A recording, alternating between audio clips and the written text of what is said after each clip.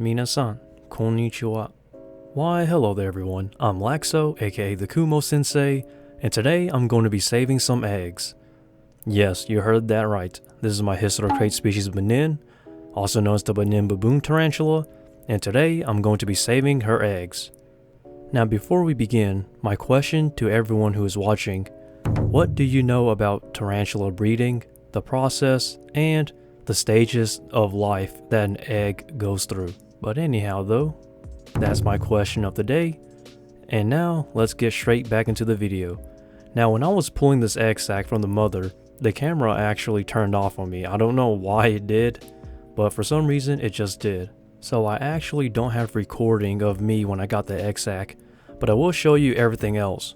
And looking at this egg sac, the one thing I noticed is that there's a portion here of this egg sac that is not fully wrapped. So after seeing it, I decided I'm going to open from this side. That way I can see what is rotted, what is exposed, and see what's up with this egg sac. Because the first thing I really want to do is to know the status of these eggs. And for those who are wondering, yes, I do have experience with this, and I've been doing this for a few years now, so for me, this is nothing new. And maybe you can learn some things. So allow me, the Kumo Sensei, to teach you some things about tarantula breeding, because I feel like nobody is actually teaching these, which is kind of annoying honestly. People are way too selfish and they keep the techniques and stuff to themselves. But what I'm going to teach you today is just some basic knowledge about tarantula breeding. So hang on tight and let me teach you. And opening this egg sac here, you'll see three things: eggs with legs, unfertilized eggs, and rotted eggs.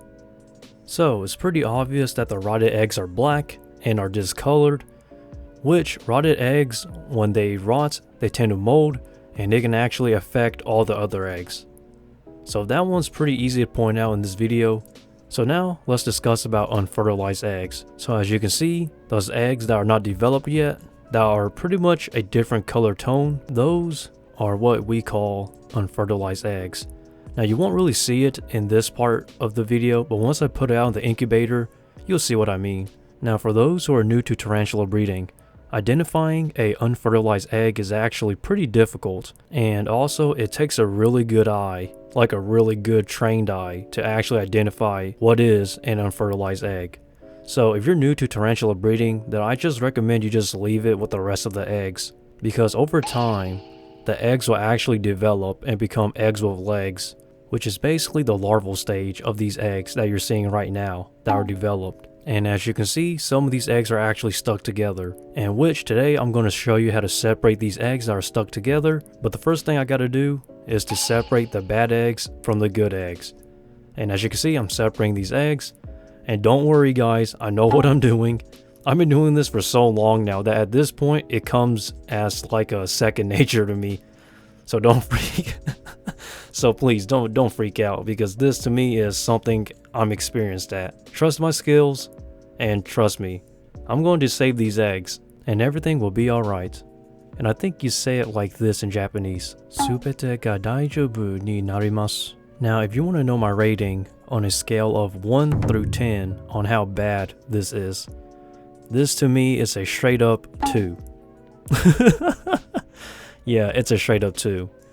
It's not too bad because I've experienced way worse than this, but the only reason why this is bad is because there are rotting eggs and stuck eggs.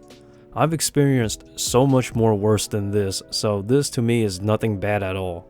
So allow me how I'm going to separate these eggs that are stuck together. So first thing you want to do is to get a paper towel, place it down somewhere, and as you can see, there are healthy eggs and fertilized eggs and rotted eggs all stuck in one, which isn't good at all for the healthy eggs. Now take some room temperature water and soak these eggs lightly.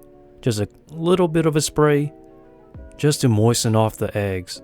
And basically what this would do is it will actually loosen the eggs that are stuck together. So basically what we're doing is we're making the eggs a bit more pliable so we can actually pull off the eggs that are unfertilized and the eggs that are rotting, so that way we can separate the good eggs away from the bad egg that are stuck together.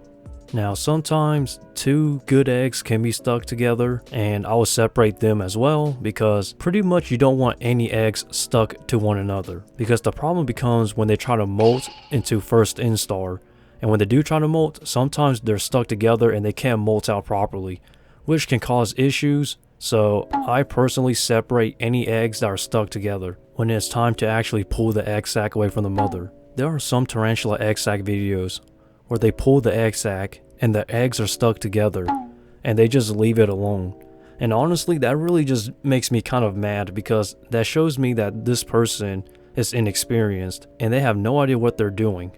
But trust me guys, I know what I'm doing and I'm really good at it.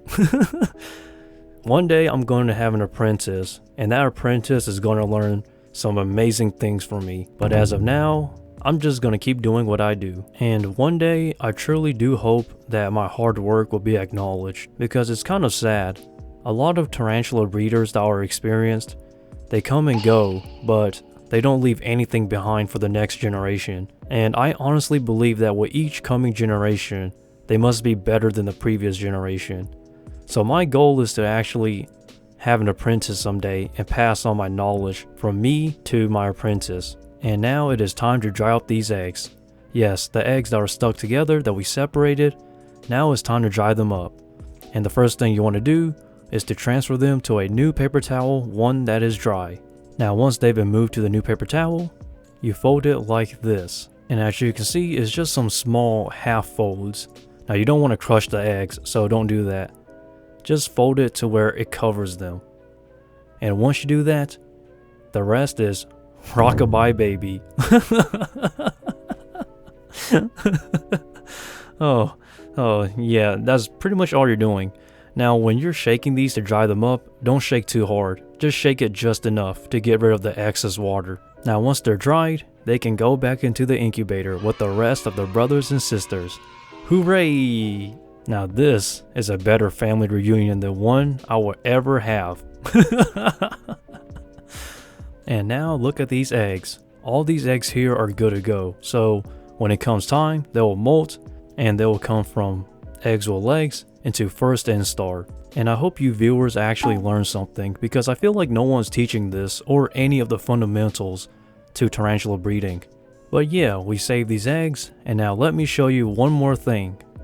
My Theraphosa blondi, the Goliath bird eater. And as you can see, one of my slings molted, and it's another female. I'm cursed guys. And for those who don't know, I'm still trying to get a male, because now I have 3 females and 0 males. But one day, a male will come through. But as of now, I'm stuck with all the ladies.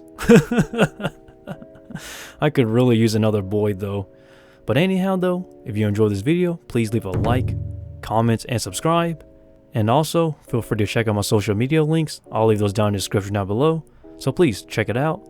And with that, stay lax and Laxow out from the Kumo Sensei.